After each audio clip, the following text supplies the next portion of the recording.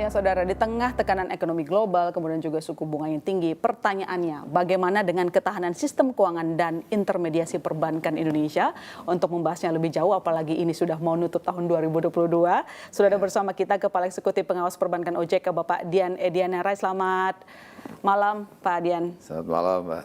Apa kabar? Baik, kabar baik. Baik, karena kinerja perbankan kita oke semua? Iya, saya kira itu salah satu alasan. Oke, ini menarik karena kemarin itu banyak yang agak khawatir kondisi ekonomi tidak baik-baik saja dan sejumlah lembaga internasional juga memperkirakan demikian gitu ya sampai tahun depan.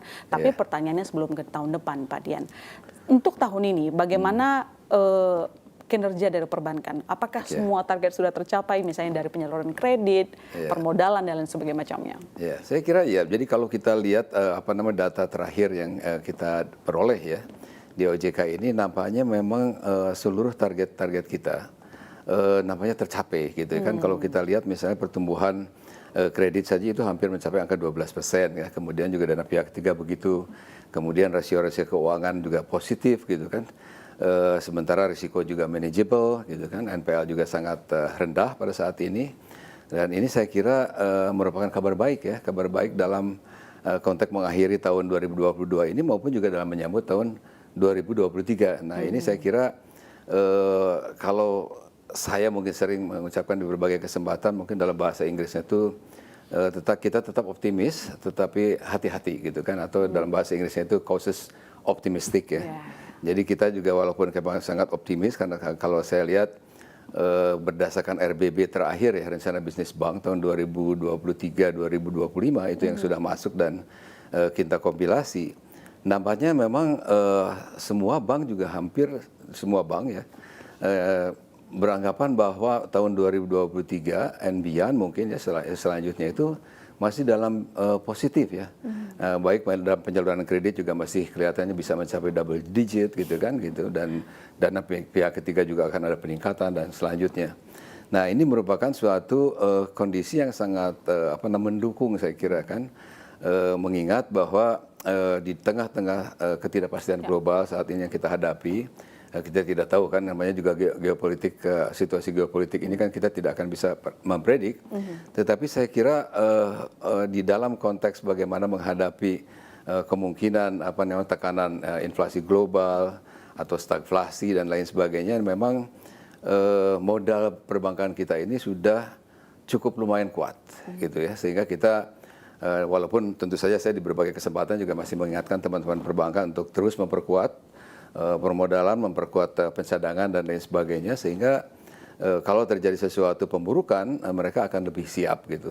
Dan saya kira ya teman-teman perbankan itu kan orang yang ada di market ya, mereka juga adalah orang-orang yang sangat sangat jeli, tentu saja melihat peluang dan sekaligus juga ancaman. Mereka akan bisa sangat responsif. Nah OJK ini tentu sebagai otoritas pengawas dan pengatur, kita akan terus juga memonitor ya keseluruhannya, karena kita kan mandat kita sesuai undang-undang adalah menjaga stabilitas sistem keuangan, termasuk perbankan di dalamnya. Dan ini adalah upaya ini kita coba lakukan dengan berbagai upaya kita ya, termasuk seperti apa yang kita lakukan selama ini, misalnya untuk merestrukturisasi kredit ya, sampai tadinya berakhir Maret tahun 2023 kita extend gitu kan, untuk 2024.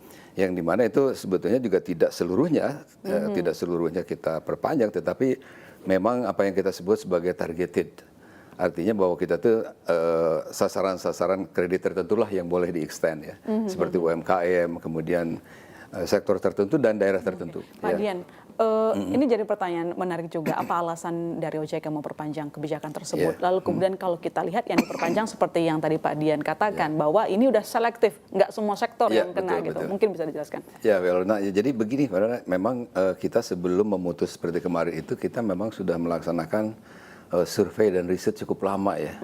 Jadi sudah beberapa bulan sebelum berakhir itu kita sudah melihat sebetulnya data ekonomi yang masuk kepada kita per sektor ya, secara detail sebetulnya. Itu satu yang jadi bahan pertimbangan kita sampai kepada keputusan seperti kemarin itu. Yang kedua, kita juga jangan lupa ya bahwa kita hidup di dunia internasional, itu harus memperhatikan persepsi negara kita. Nah, Indonesia itu kan di G20 itu hanya satu-satunya yang belum menerapkan ketentuan perkreditan secara normal ya. Ya, sehingga kita tentu saja harus melihat bahwa trennya Indonesia ke depan tentu saja akan betul-betul akan melakukan normalisasi kredit kan begitu. Dan ini sehingga kemarin angka-angka itu betul-betul kita perhatikan. Dan kesimpulan kita adalah bahwa memang industri yang terkait dengan pariwisata nih khususnya dengan makanan, minuman gitu kan. Kemudian juga yang terkait dengan daerah-daerah tertentu yang sangat tergantung kepada pariwisata dan kemudian yang ketiga itu juga yang terkait dengan industri yang padat karya kita sebutinnya banyak menggunakan tenaga kerja atau labor intensif seperti alas kaki dan tekstil gitu kan. Itu memang merupakan industri-industri yang pada saat ini masih terkena dampak ya. Mereka sehingga harus survive. Iya, masih mereka dalam mode-nya itu belum normal, belum growth-nya itu belum cukup tinggi, sehingga ini memang kita putuskan memang harus diperpanjang sampai 1 tahun ke depan ya, sampai tahun Maret nanti tahun 2024 ya. Nah itu jadi alasannya surveinya cukup intens ya, sehingga saya sih sejauh ini saya menangkap respon dari industri maupun perbankan sangat positif ya, bahwa keputusan kita sudah sesuai lah bisa dikatakan gitu dengan data-data yang ada dan dengan kondisi yang real. Target OJK apa sih Pak? Karena dilihat seperti yang Anda jelaskan tadi adalah ini kan khusus untuk yang padat karya menyerap tenaga kerja dan juga UMKM tuh Pak kalau saya lihat. Nah, targetnya seperti apa untuk mereka? Iya, jadi memang tadi kalau kita lihat UMKM itu kan itu kan perannya sangat luar biasa besar di kita. Mungkin 99,9% di kita itu adalah UMKM ya. Itu pertama, sehingga sebetulnya UMKM itu kalau kita lihat datanya karena sangat bervariasi tentu saja dan mereka masih cukup terdampak ya dengan pandemi ini dan mungkin potensi nanti geopolitik ke depan. Nah, sehingga kita UMKM kita pastikan tercover seluruhnya. Kemudian sektor makanan minuman kita cover juga dan kemudian industri padat karya. Dan itu yang saya kira ini cukup cukup membantu lah perekonomian kita untuk melewati transisi ke arah normal nanti kira-kira mungkin tahun 2023 sampai 2024 itu. Baik, nah, pertanyaannya adalah bagaimana tentang outlook kinerja perbankan tahun depan. Bagaimana dengan outlook kinerja industri perbankan di tahun 2023? Ya, ada beberapa mungkin indikator ya, Bu Rona, yang bisa kita perhatikan nanti dalam melihat tahun 2023. Memang secara geopolitik kita melihat bahwa masih ada uncertainty ya. Kita tidak tahu lah kapan misalnya berakhirnya ini perang Rusia dengan Ukraine ini. Dan dampaknya terhadap tentu saja inflasi, terus kemudian juga harga komoditas dan lain sebagainya. Jelas saya kira kita tahu bahwa itu adalah ancaman kita di tahun 2023 dan mungkin sampai kapan kita juga tidak tahu. Tetapi tentu ini adalah yang menggembirakan saya kira dengan modal dasar yang tadi saya sampaikan bahwa rasio-rasio keuangan kita yang sangat bagus ya.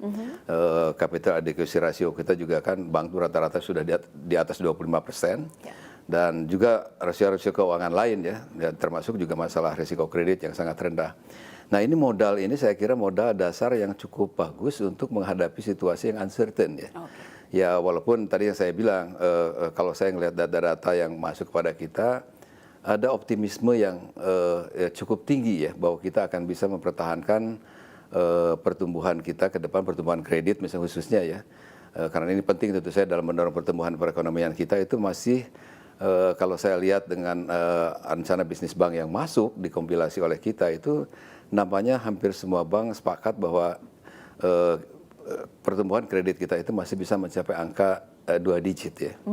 Nah, ini saya kira optimisme ini saya kira merupakan optimisme yang tentu saja yang realistis kalau saya lihat karena teman-teman perbankan tentu saja kan tidak menyusun rencana bisnis banknya itu sembarangan, tentu saja tidak begitu. Nah, sebagian risiko itu tentu saja ada ya, tentu saja risiko inflasi tadi misalnya dan global disruption dari perdagangan kita dan itu saya kira itu nampaknya sebagian dari risiko-risiko itu mungkin bisa dikatakan sudah di price in ya di dalam konteks pengelolaan bank mereka. Mereka mungkin akan tentu saja akan lebih konservatif, lebih berhati-hati, tetapi at the same time juga melihat peluang pertumbuhan yang masih sangat tinggi ini. Ini kan eksternal yang tidak bisa kita prediksi, Betul. tapi kitanya harus siap-siap lebih dulu gitu Harus ya, siap-siap dengan lah, jurus kira-kira. yang tepat begitulah ya Pak Betul, Dian. betul, Tapi exactly. mungkin kebijakan strategis OJK 2023 untuk industri perbankan terkait dengan Destination Statement 2023 bidang perbankan itu seperti apa Pak Dian? Jadi mungkin banyak hal ya,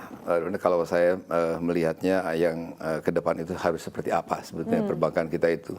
Tentu kan prediksi terhadap perekonomian Indonesia yang sangat bagus dalam jangka panjang itu, contohnya bahwa sebagian lembaga riset memprediksi bahwa kita akan menjadi negara 5 besar, 3 besar dan sebagainya di Indonesia secara ekonomi. Ini tentu harus direspon oleh kita di sektor perbankan khususnya dan keuangan secara umum itu harus dengan pendekatan yang lebih strategis ya. Dan ini tentu kita dengan memperhatikan kompetisi global dan lain sebagainya. Oleh karena itu memang bisa dikatakan kita mencoba menyusun suatu program kerja dalam beberapa tahun ke depan itu sangat komprehensif sebenarnya bisa dikatakan begitu. Jadi kita mulai dengan sesuatu hal yang sederhana misalnya pengembangan SDM. Kualitas SDM di perbankan kita, kemudian juga masalah penggunaan teknologi, kemudian juga masalah yang mungkin lebih jelimet sedikit itu adalah terkait dengan struktur pasar kita ya. Terus approach kita terhadap kelompok-kelompok bank yang ada saat ini, misalnya BPR yang 1.600 itu kira-kira akan seperti apa gitu nanti ke depannya. Bank kita yang masih di atas 100 itu kira-kira akan seperti apa. Terus apakah bank pembangunan daerah gitu ya akan kita apakan gitu kan. Kemudian bagaimana bank syariah akan kita kembangkan. Itu merupakan isu-isu yang kemudian akan kita address nanti secara lebih terukur bisa dikatakan begitu. Nanti tentu pada waktunya saya juga akan announce ya apa kebijakan-kebijakan apa yang akan kita lakukan. Tetapi intinya adalah bagaimana memastikan bahwa sistem perbankan kita itu akan berfungsi dengan baik ya. Jadi ini yang disebut simpel sebetulnya bahasanya itu adalah bagaimana dalam bahasa Inggrisnya itu perbankan kita itu menjadi well functioning, berfungsi secara baik. Nah, secara baik itu banyak komponennya yang harus di breakdown kan tentu kan masalah efisiensi, masalah juga kompetisi, competition policy dan lain sebagainya itu yang kedepannya seperti apa. Karena kita juga tidak ingin melihat misalnya suatu daerah crowded misalnya dengan BPR, daerah lain kosong dan lain sebagainya.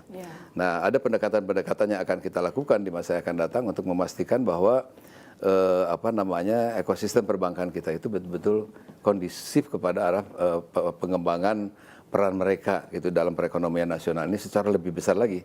Tidak cukup kita tidak ingin melihat kontribusi yang terlalu minimal gitu kan. Kita harapkan bank-bank ini akan menjadi lebih efisien, lebih kuat dan kontributif tentu saja terhadap perekonomian domestik maupun regional secara bagus lah bisa dikatakan. Terkait BPR tadi cukup menarik Pak, tapi sebelum saya perdalam ke sana, ini kemarin kan sudah disahkan untuk undang-undang pengembangan dan penguatan sektor keuangan. Di sana terdapat beberapa ketentuan pelaksana dalam bentuk POJK yang juga harus segera disiapkan. Nah, bagaimana rencana OJK terkait ini sambutannya? Iya, saya kira sesuai dengan semangatnya tentu saja kan undang-undang P2SK itu kan dimaksudkan untuk penguatan dan pengembangan, Pak.